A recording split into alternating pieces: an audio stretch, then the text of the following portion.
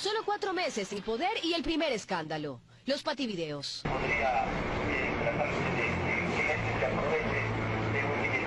El protagonista, Ricardo Patiño, en mayo del 2007, como ministro de Finanzas, tramando lo que sería una manipulación al mercado.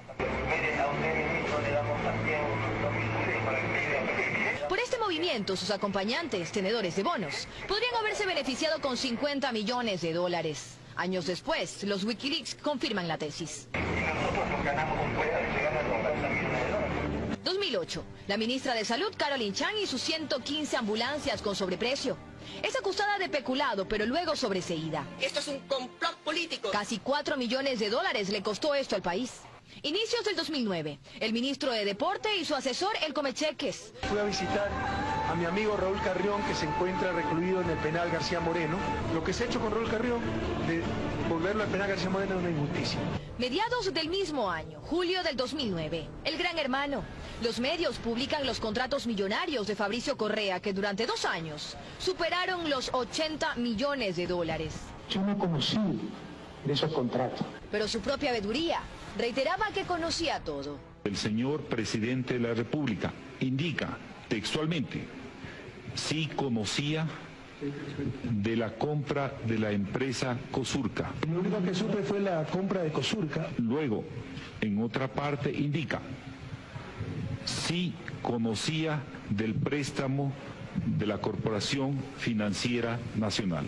Además de Cosurca, supe lo del crédito. Usted quiere que nosotros le demostremos que usted sabía, usted lo está diciendo. Y así terminó todo. Que no me da la gana de enjuiciar al ingeniero Fabricio Correa. Julio del 2011, caso Chalecos, Agencia Nacional de Tránsito. Los contratos por más de 10 millones de dólares que firmó Ricardo Antón para adquirir chalecos de mala calidad, 600.000 llegaron al país. Y pese a que solo habían 150.000 motos matriculadas, luego, con más dinero ecuatoriano, compró otros 600.000 chalecos más. 2 meses después, septiembre del 2011, la venta del EQ2. Pedro Delgado, el primo de Correa, aparece. Como presidente del fideicomiso No Más Impunidad, vendió sin subasta y por 40 millones menos de su valor el 70% de las acciones del ingenio azucarero incautado a los Isaías, que por cierto, se pagó con un crédito financiado por la CFN. Enero del 2012, la narcovalija. Otra vez Ricardo Patiño, ahora como canciller. La policía italiana encontró droga en una valija diplomática. La Contraloría determinó que la, por llamarlo así, falla se dio en la Cancillería. Enseguida querer hacer daño, incluso culpar al canciller Patiño. Octubre del 2012, el caso Dusac. Nuevamente Pedro Delgado. Yo me la juego, señores. El Banco Central, sin garantía alguna, entrega 800.000 dólares en crédito del Banco Cofiec al argentino Gastón Dusac. Un gran abrazo a Pedro Delgado, un hombre honrado, un hombre valiente, un hombre preparado, que está haciendo un gran trabajo. Pero los funcionarios del banco comienzan a hablar. Pedro Delgado llamó a preguntar el estatus de la operación. ¿Cuál era el apetito de ellos? Desconozco. Y mientras desde el gobierno le hacían homenajes y el expresidente rompía diarios que hablaban de su primo. Destituirlo. ¿Por qué? Por el escándalo que hace una prensa tremendamente corrupta. Se descubría que incluso Delgado tenía título falso. Todo eso se la ha derrumbado. Ahora resulta que no tiene título economista. Finalmente, en diciembre de ese año, la mentira no dio más. Porque debo reconocer, con hombría de bien, que cometí un error, gravísimo error, hace 22 años. Tomé una decisión equivocada y para alcanzar un objetivo académico cometí una falta que hoy me está costando muy caro.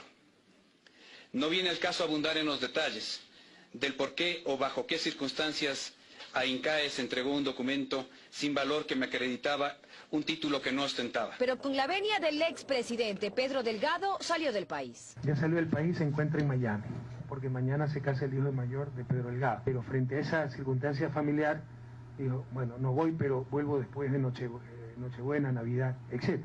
Delgado fue sentenciado a 8 años de prisión, pero sigue en Miami. Nunca volvió al país. Y a Buñay, directivo de Cofiec, Correa lo indultó 7 días antes de dejar de ser presidente, mientras que Dusac sigue sin devolver el millonario favor que recibió por parte de empresas manejadas por el anterior gobierno. Rafael maneja la fiscalía, maneja la Contraloría, maneja los jueces. Y un caso parecido al del título falso de Pedro Delgado apareció también por esos días, finales del 2012. La cuestionada tesis señalada como plagiada del vicepresidente Jorge Glass. Luego retomamos su historia.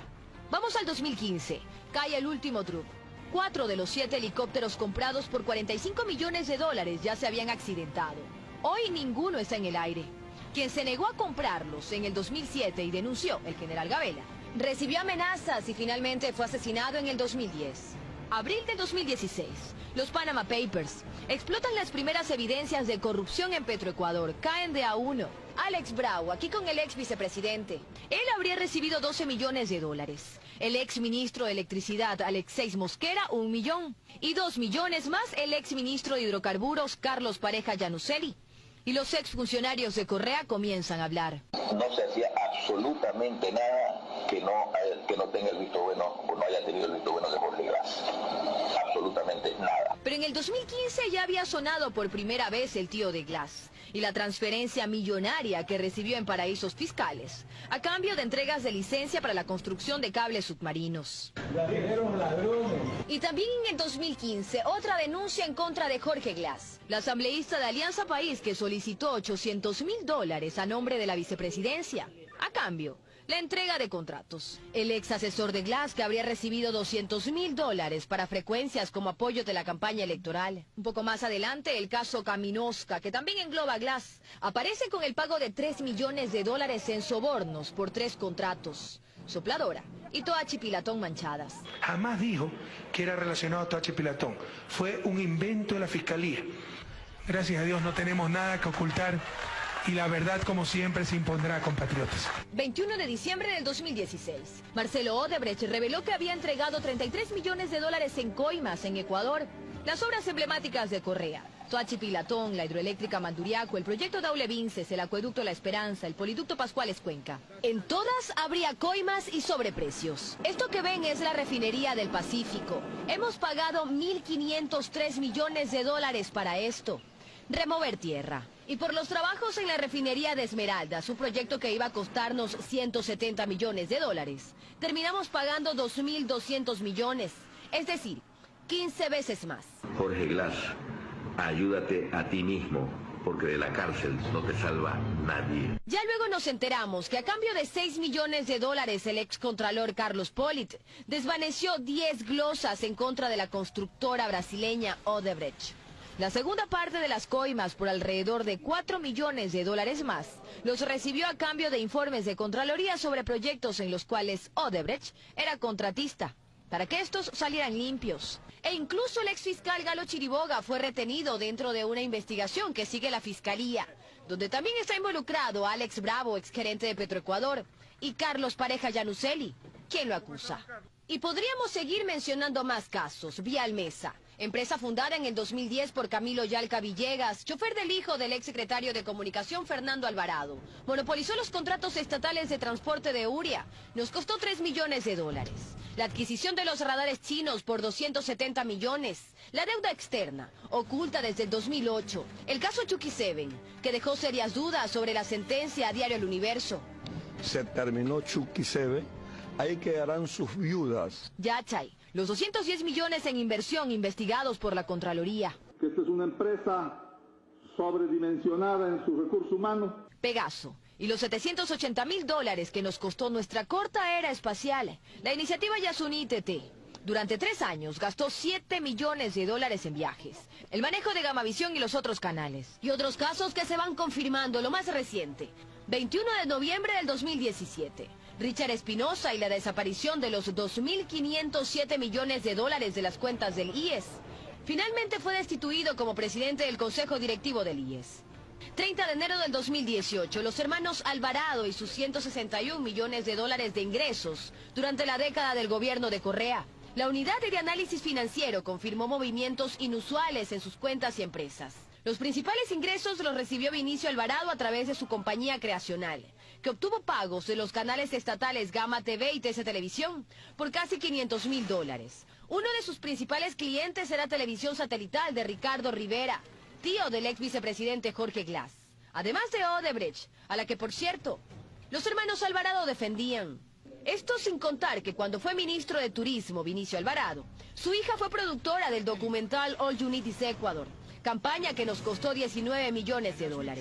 6 de febrero del 2018, la Contraloría confirma que halló indicios de responsabilidad penal contra más de 20 funcionarios por las sabatinas.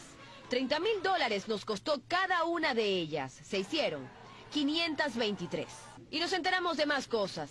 Los encargados de la logística de los enlaces ciudadanos debían cumplir con 99 requerimientos para su montaje. Desde la mantelería que debía ser aprobada por la Secretaría de Comunicación, la iluminación hasta la tarima para los artistas. 7 de febrero del 2018. 2 de los exministros de Finanzas de Correa son glosados con más de $77 millones. Es la multa de la que deberán hacerse responsables Patricio Rivera y Fausto Herrera por autorizar el pago del 40% de las contribuciones a las pensiones jubilares del IES con bonos del Estado. Un día después, 8 de febrero del 2018, la Contraloría confirma que halló indicios de responsabilidad penal en la venta anticipada de petróleo. Hasta el 2015, el gobierno facturó 40.510 millones en contratos de preventa petrolera con China y Tailandia, comprometiendo nuestro petróleo hasta el 2024. De aquí también se desprende la intermediación petrolera. Enrique Cadena y Petrochina. A cambio de coimas, funcionarios ecuatorianos entregan nuestro petróleo a Petrochina y Tailandia por $4 menos por barril. Es ganar, ganar. Intermediarios ganaban, funcionarios ganaban. Ecuador perdía más de $2.200 millones.